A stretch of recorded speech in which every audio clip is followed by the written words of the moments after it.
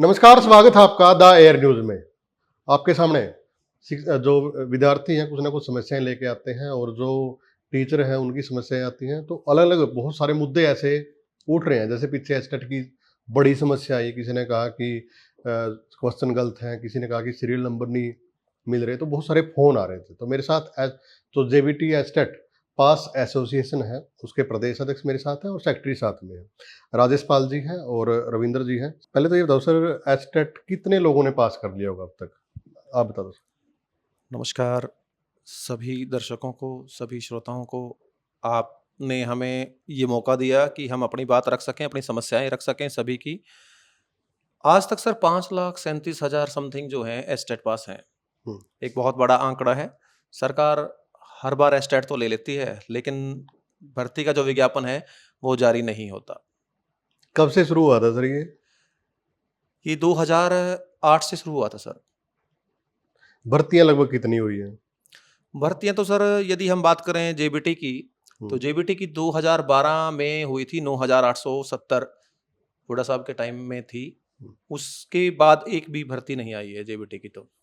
JBT की अभी तक कोई भी कोई भर्ती नहीं भी आई है, भर्ती नहीं आई है। लेकिन एचटेट के पेपर लिए जा रहे हैं। यस, और राइट टू एजुकेशन ये कहता है कि प्रत्येक 1 किलोमीटर पर हुँ, प्राइमरी स्कूल सरकारी होना चाहिए, उसमें उचित व्यवस्था जो है अध्यापकों की होनी चाहिए। सरकार का ये परम दायित्व बनता है। हुँ। और कोई भी सरकार हो वो एजुकेशन और हेल्थ को प्रायोरिटी पर लेकर चलती है। और आपको पता ही है कि सरकारी स्कूलों में तो गरीब आदमियों के बच्चे पढ़ते हैं।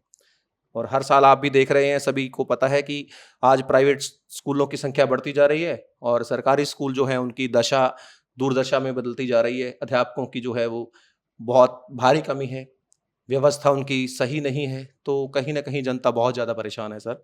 इस बारे में सरकार को ज़रूर संज्ञान लेना चाहिए। जी, रविंद्र जी, वजह क्या है? मतलब जब आप लोग मिलते हो, लोगों से भी मिलते हो और बच्चे क्या कुछ कह रहे हैं? क्योंकि बड़ी बात है कि कोई भी भर्ती जेबीटी की नहीं हुई, लेकिन एचटेट पास 5 लाख से ज़्यादा बच्चे पास कर रहे हैं।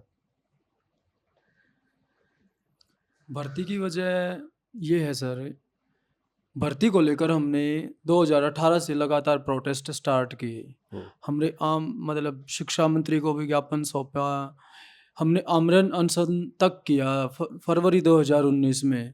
उस दौरान भी हमें ये बोला गया कि भई हमारा अनशन खुलवाया उन्होंने कि आपकी भर्ती करेंगे, लेकिन उसके बाद भी हमारी भर्ती नहीं हुई। फिर हमारा मामला माननीय मतलब सचिव साहब के पास गया, उन्होंने हमारी फ़ाइल तैयार की 5695 पोस्ट की और वो कैटेगरी वाइज़ फ़ाइल बना के उन्होंने सौंपी शिक्षा विभाग को। लेकिन उसके बाद वो विदेश चले गए। वो भर्ती की फ़ाइल हमारी पूरी हुई, हुँ, शिक्षा निदेशालय तक पहुँची, लेकिन उसके बाद उस पे काम नहीं हुआ। हुँ, उसके बाद वो खुल्लर साहब के आने के बाद हम दोबारा उनसे मिले, तब उन्होंने बोला कि भई ये तो अब तक हो जानी चाहिए थी। तो वो शिक्षा विभाग के उच्च अधिकारियों की कमी रही। किस लिए कमी रही? हम उसके लिए बार-बार भी मिले, मतलब भई हमारी वैकेंसी निकाली जाए। हर साल टीचर भी रिटायर हो रहे हैं। सरकार के पास कौशल के तहत लगाने के लिए बात की जाए तो उनके पास टीचर्स की वैकेंसी है, लेकिन रेगुलर टीचर की वैकेंसी की बात करें, तब उनके पास वो पोस्ट खत्म हो जाती है। लेकिन शिक्षा और स्वास्थ्य ये हमारे मेन हुँ, हुँ, आधार बिल्कुल आधार है। हैं। इसीलिए सभी बच्चों को टीचर्स की एक स्थायी टीचर की आवश्यकता है। अब स्थायी टीचर कौन है? जिसने अपना डिप्लोमा किया है एजुकेशन में, उसने एस्टेट की परीक्षा दे कर के पास की है, तो उन्हीं लोगों को मौका मिलना चाहिए। लेकिन ये बड़ी विडंबना है सर, 2012 से लेकर 2026 14 साल तक, इस 14 साल के दौरान अगर प्राइमरी टीचर को छोड़कर हुँ, जितने भी विभाग हरियाणा में हैं, सब विभागों में भर्तियाँ हुई हैं। लेकिन हर साल 4 लाख के करीब बच्चे पेपर दे रहे हैं। ₹1000 एक बच्चे की फीस है एस्टेट की। ये तो बहुत बड़ा स्कैम हो रहा है सर। कितना बड़ा स्कैम है सर, अरबों में है ये कमाई। और हमारे जैसे हैं जो एस्टेट पास आती 4-4 5-5 बार एस्टेट पास है सर, मैं आपको दिखा भी सकता हूँ। हमारा क्या कसूर है? बच्चों को गवर्नमेंट स्कूल में शिक्षा कहते हैं भई, शिक्षा तभी मिलेगी जब वहाँ पर टीचर होंगे। हुँ, रेगुलर टीचर होंगे तो ऑटोमेटिक शिक्षा। अब जेबीटी टीचर है वो बिल्कुल बेस बनाता है बच्चों का, बिल्कुल। क्योंकि वहीं से उनकी पढ़ाई स्टार्ट होती है बच्चों की। लेकिन वहाँ पे टीचर नहीं है, स्कूलों की व्यवस्था अच्छी नहीं है। आप किसी भी स्कूल में जाकर देखोगे तो बिल्डिंग भी जर्जर हालत में है कई जगह पे। और ऐसे भी बहुत सारे स्कूल हैं, हज़ारों की संख्या में है, जहाँ सिंगल टीचर है। मान लो किसी दिन वो टीचर किसी कारणवश छुट्टी पे है, उसका कोई हेल्थ इश्यू है, बीमार है, तो उस दौरान उन नहीं, बच्चों का सरकार काम भी तो बहुत ज्यादा जिम्मेवार देती है ना टीचरों को। और टीचर के पास जो है, जहाँ पे टीचर है उनके पास कभी भाई जनगणना की ड्यूटी आ गई, कभी बीएलओ की ड्यूटी आ गई, कभी एसआईआर में ड्यूटी। टीचर्स बच्चों को पढ़ाएं या वो ड्यूटीज अपनी निभाएं। जी, राजेशपाल जी, आप प्रदेश अध्यक्ष भी हैं, तो क्यों नहीं एकजुट कर पाए? क्योंकि बहुत बड़ी संख्या होती है, विधानसभा चुनाव आते हैं, तो कोई बड़ा प्रोटेस्ट क्यों नहीं कर पाए? ये चीजें क्यों नहीं दिखा पा रहे आप लोग? सर, हमने 2018 में प्रदर्शन किया था हुड्डा ग्राउंड करनाल में। हम्म, उसके पश्चात हमें वहाँ से उठा लिया गया। मनोहर लाल जी से हमारी मीटिंग करवाई गई, उस तत्कालीन जो मुख्यमंत्री थे। मुख्यमंत्री जी। उन्होंने बाकायदा शिक्षा विभाग के जो अधिकारी से उनसे डाटा मंगवाया कि भाई कितनी पोस्ट खाली हैं, और हमें आश्वस्त किया गया कि जल्द ही जो आपकी भर्ती है उसका विज्ञापन जल्द से जल्द जारी कर दिया जाएगा। हम्म, तो जब कोई धरना, कोई प्रदर्शन, कोई एजिटेशन आप करते हैं तो किसका विश्वास करते हैं? जब एक प्रदेश का राजा आपको आश्वस्त करे कि कोई बात नहीं, आपका काम शीघ्र से शीघ्र हो जाएगा, तो कहीं ना कहीं उनके ऊपर विश्वास करके चलते हैं हम, और वो धरना समाप्त कर दिया जाता है। और उसके पश्चात फिर उनके मन में क्या है वो तो वो जाने। कितने हमने धरने किए, प्रदर्शन किए, आमरण अनशन भी किए सर।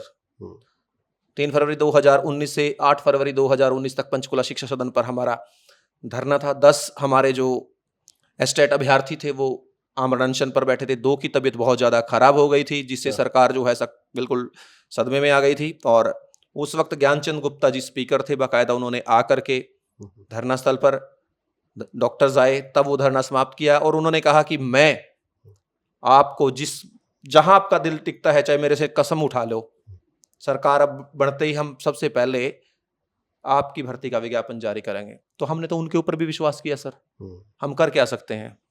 बच्चा तो रो सकता है, लेकिन उसकी भूख माँ ही मिटा सकती है, उसको दूध माँ ही पिला सकती है। तो हम क्या कह सकते हैं सर? जब देश का राजा, हरियाणा प्रदेश का जो राजा है, उस वक्त मुख्यमंत्री मनोहर लाल जी थे, उन्होंने बहुत बार आश्वासन दिए, धरने समाप्त किए गए, आमरण अनशन तुड़वाए गए, जितने रैलियां जुलूस थे, मेरे ऊपर देशद्रोह का मुकदमा भी हो गया था सर। अच्छा। उसके बाद मैं कई साल मैंने वो भुगता भी है। उसके बाद फिर एक राजस्थान के जज थे, उन्होंने जितने फैक्ट्स थे सारे मैंने दिखाए उनको, और उसके बाद फिर मैं बरी हुआ हूँ सर। बस आप बीती क्या सुनाएं। यहाँ तो आज एक भर्ती के विज्ञापन के लिए जेल की हवा खाना नॉर्मल सी बात है। तो ये सब मैं कहता हूँ कि सरकार को शोभा नहीं देता है। एक जो देश का, एक प्रदेश का राजा होता है ना, उसके लिए प्रजा उसके पुत्र पुत्रियों के समान होती है, और जी। उनकी देखभाल करना, उनकी जरूरतें पूरी करना एक राजा का परम कर्तव्य है। बिल्कुल, तो एचटेट का जो मुद्दा है, ये दोबारा इसलिए सुर्खियों में आया क्योंकि बहुत सारी, अब जो पीछे एचटेट था तो कुछ ना कुछ मिस्टेक, कमियां निकल के आई हैं।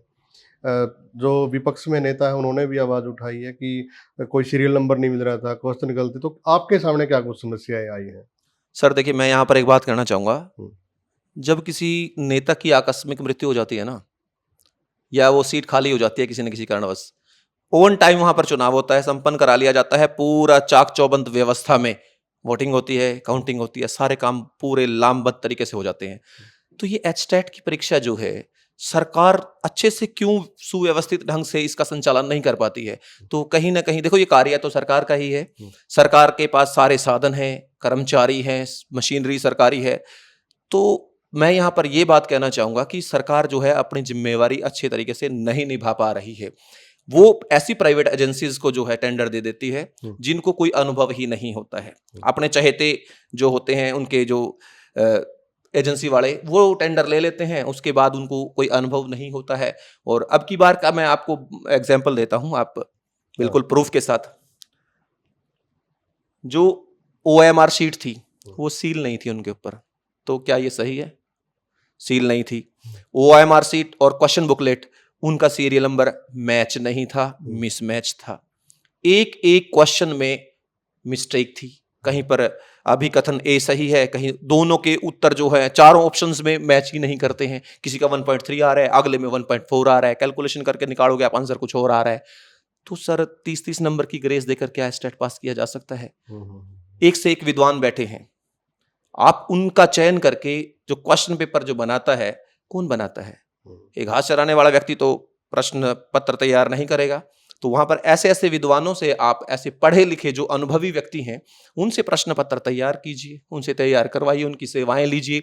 और उसके पश्चात फिर यदि हम बात करें, एक एजेंसी जो है पूरी निष्पक्षता के साथ यदि उनका संचालन करे, तो मैं कहता हूं कि सरकार के ऊपर प्रश्न कोई उठा ही नहीं सकता है।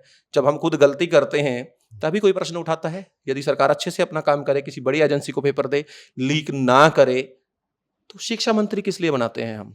उसका कार्य क्या है? शिक्षा व्यवस्था को ही देखना होता है। जितने परीक्षाएं हैं वो करें। हमारी मार्किंग में ड्यूटी आती है, प्राइवेट स्कूल में हम जॉब करते हैं, तो मार्किंग के दौरान हम भी अपनी जो है जिम्मेवारी का वहन करते हैं पूर्ण रूप से। आज तक इतने सालों से हम बोर्ड की ड्यूटी भी दे रहे हैं, बोर्ड एग्जाम की ड्यूटी भी दे रहे हैं। आज तक भगवान की दया से किसी का क्वेश्चन मार्क नहीं लगा। क्यों? क्योंकि हमने अपनी ड्यूटी जो आज तक ईमानदारी से दी है। यदि सरकार ईमानदारी से कार्य करे तो सर मैं कहता हूं ऐसी नौबत नहीं आ सकती। और सरकार उल्टा एप्रिसिएशन की हकदार बनती है। लोग एप्रिशिएट करते हैं कि इतनी बढ़िया चाक चौबंद व्यवस्था के अंदर जो है एस्टेट का संचालन किया गया। किसी प्रकार की, चलो मान लेते हैं 1-2 क्वेश्चन की त्रुटि हो जाती है, कोई दिक्कत नहीं, लेकिन सर 30-30 प्रश्न गलत हैं, क्या इतनी ग्रेस देगी? तो मैं ये कहता हूं कि बहुत गलत बात है सर, ये तो शोषण है। आपकी जो यूनियन है क्यों नहीं एक्टिव हो पा रही? क्योंकि आप लोग एक्टिव थे, आप लोगों ने अनशन किए, धरने प्रदर्शन किए, लेकिन अब लोग ये पूछ रहे हैं कि हमारी आवाज कौन उठाएगा? सर देखो, आजकल सोशल मीडिया का ज़माना है, तो लोगों जो हमारे एस्टेट पास अभ्यर्थी हैं उनको जोड़ने का जो प्लेटफॉर्म है अब हमने तैयार किया है।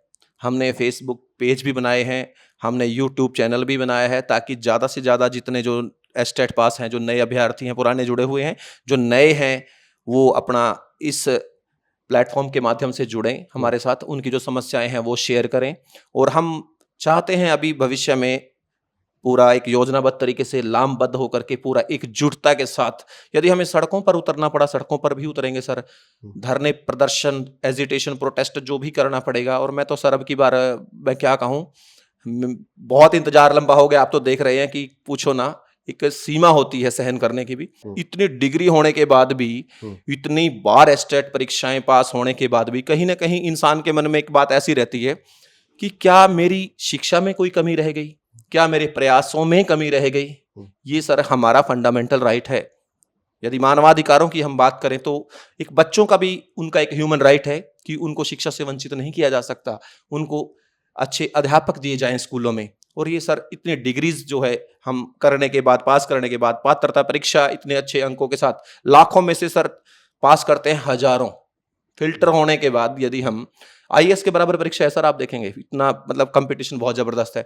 और क्रीम निकल के आती है, और वो क्रीम जब सरकारी स्कूलों में पढ़ाएगी ना सर, तो देश में कहता हूं कि आगे क्यों नहीं बढ़ेगा। सरकार को चाहिए कि वो एप्रिसिएशन ले, वो अच्छे कार्य करे, शिक्षा व्यवस्था को दुरुस्त करे। मैं ये कहता हूं कि देश एकदम बूस्ट करेगा, जंप करेगा सर, जब देश का भविष्य शिक्षित होगा, बच्चे शिक्षित होंगे, वो पढ़े लिखे आगे जाकर के उन्हीं में से वैज्ञानिक बनने हैं, उन्हीं में से डॉक्टर बनने हैं, उन्हीं में से ही जो है देश के कर्णधार बनने हैं। तो सरकार इसके ऊपर विशेष ध्यान तो दे। बिल्कुल। तो आपकी कौन सी परीक्षाएं पास हो चुकी हैं? कब से आप तैयारी करने लग रहे हैं? सर मैं जेबीटी हूँ, बीएड हूँ, एमए हूँ, एचटेट पास किए हुए हैं कई बार। लेकिन दुख इस बात का है कि सरकार परीक्षा तो ले लेती है, लेकिन हमें मौका नहीं देती। तो कम से कम भर्ती का विज्ञापन तो जारी करे, भर्ती तो निकाले, हम भर्ती तो फेस करें। यदि भर्ती में सिलेक्ट नहीं होते, कोई सरकार रिटन टेस्ट लेती है, कुछ और होता है, तो हम सरकार को दोषी नहीं मान सकते। हम खुद को दोषी मानेंगे कि कहीं ना कहीं हमारी शायद कोई कमी रह गई है, उसके बाद ये हम स्क्रीनिंग पास नहीं कर पाए या कुछ और। लेकिन भर्ती तो निकाले सर। लेकिन संघर्ष तो करना पड़ेगा ना। सरकार, मैं ये कहता हूं, देखो आपको तो पता है, आपने कई बार पहले भी देखा ही है, पूरे मीडिया बंधुओं ने बहुत साथ दिया। जैसा कि हमें पता है कि democracy is the fourth pillar of a nation, और बहुत साथ दिया है हमारे मीडिया बंधुओं ने। हमारा हिंदुस्तान टाइम्स तक ने भी कवरेज दी है सर पंचकुला में। तो लेकिन उसके बावजूद भी अगर सरकार नहीं सुनती है ना, तो फिर एक बात का जवाब दीजिए, तो करेंगे क्या करेंगे हम? तो विपक्ष के माध्यम से आवाज उठाई, विपक्ष क्या कह रहा है? विपक्ष तो मौन बैठा है। विपक्ष ने 2-4 बार शुरू में आवाज उठाई, धरने प्रदर्शन पर आकर चले जाते हैं, उनको अपनी राजनीति चमकानी होती है। लेकिन अब तो मैं ये कहता हूं कि पता नहीं उनको क्या डर है, किस बात का डर है। अब तो आवाज एचटेट, लेकिन मैं एचटेट समस्त पास जो हरियाणा के हैं उनकी तरफ से विपक्ष को भी एक बात कहना चाहता हूं कि आप अपनी ड्यूटी निभाइए। आप कल दावेदारी कैसे ठोक सकते हैं कि हमें सरकार बनानी है? अरे आप जनता की, हमारे जैसे युवाओं की जो आवाज नहीं बन सकते, तो हम आपसे और क्या एक्सपेक्ट कर सकते हैं? तो ये मैं उनसे भी अनुरोध करूंगा कि हमारी आवाज उठाएं, और पहली बात तो ऐसी नौबत ही ना आए कि सरकार इस पर संज्ञान ले, और इससे एक प्रदेश का भी नाम रोशन होता है कि शिक्षा व्यवस्था हरियाणा की कितनी जबरदस्त है, तो सरकार का भी तो इसमें नाम रोशन होता है। जी बिल्कुल। तो क्या कुछ आप मैसेज, क्या कुछ अपील आप करना चाहेंगे? सर मैं तो समस्त एस्टेट जितने भी हमारे भाई बहन हैं पढ़े लिखे, उनसे एक ही निवेदन करूंगा कि हम इस हफ्ते जो है बोर्ड के जो हमारे चेयरमैन हैं उनसे मिलेंगे। हम्म, शुक्रवार को शायद हमारी मीटिंग हो जाए, तो उस दिन हम जो है इन सब जो खामियां आ रही हैं, जैसे कि हमें साथियों के फ़ोन भी आते हैं कि ये ऐसे हो गया, पेपर दोबारा लेगी सरकार या क्या करेगी इस बारे में, तो हम विस्तृत जो है इस बारे में अपना जो रिक्वेस्ट है वो शिक्षा विभाग को देंगे, बोर्ड को देंगे कि क्या आगे सरकार करती है, उसके बाद देखेंगे। लेकिन जितने भी एस्टेट पास साथी हैं वो सभी से मेरा निवेदन है कि आप एकजुट हो जाएं। फेसबुक पेज हमारा है जेबीटी एस्टेट पास एसोसिएशन हरियाणा के नाम से है, और यूट्यूब पर भी चैनल है, तो सारे एकजुट हों, और ताकि हम जब भी आगे कोई एजिटेशन करें, कोई भी प्रदर्शन करें, तो एकजुटता के साथ अपना परिचय दें और भर्ती का विज्ञापन जो है सरकार से करवाएं। और मैं तो यही कहूंगा सरकार से भी सर यहाँ की हमें ऐसी नौबत ही ना आने दें, और आप जो है जैसे एक माँ अपने बेटे को गले लगा लेती है कि आप हमें गले लगाइए, कोई बात नहीं, आपको ऐसी नौबत ही नहीं आने देंगे, आपकी भर्ती का विज्ञापन जो है शीघ्र जारी कर देंगे। मैं ऐसा सरकार से भी अनुरोध करना आप कुछ कहना चाहेंगे? सर मेरा यही कहना है माननीय मुख्यमंत्री जी से, माननीय शिक्षा मंत्री जी से और समस्त हरियाणा सरकार से कि जेबीटी टीचर्स की पिछले 14 साल से भर्ती नहीं आई है। सरकार के पास डाटा भी है और स्कूलों में टीचर्स की वैकेंट भी है। वो एक कहावत है कि जी, कहावत भी है ना सर कि 12 साल में तो कुरुड़ी के भी भाग जाग जा। हमने तो 14 साल हो गए सर, 8 साल हो गए संघर्ष करते। सरकार से मेरी हाथ जोड़कर प्रार्थना है इस मामले में संज्ञान ले और हमें मौका दे, ताकि हम अपने देश का भविष्य उज्जवल बना सके बच्चों को पढ़ा करके। इतनी मेरी सरकार से धन्यवाद सर, बातचीत करने के लिए। बड़ी अच्छी बातचीत हुई आज की। तो मैं यही अपील कहूँगा कि सरकार इनकी जो बातें हैं वो ज़रूर सुने, और एक बड़ी बात है कि 5 लाख से ज़्यादा अभ्यर्थियों ने एस्टेट पास कर रखा है, लेकिन भर्तियां नहीं आ रही। एक बहुत बड़ी बात है, और विपक्ष को भी जाग जाना चाहिए। सरकार से बार बार यही अपील है कि इनकी ओर ध्यान दिया जाए। धन्यवाद।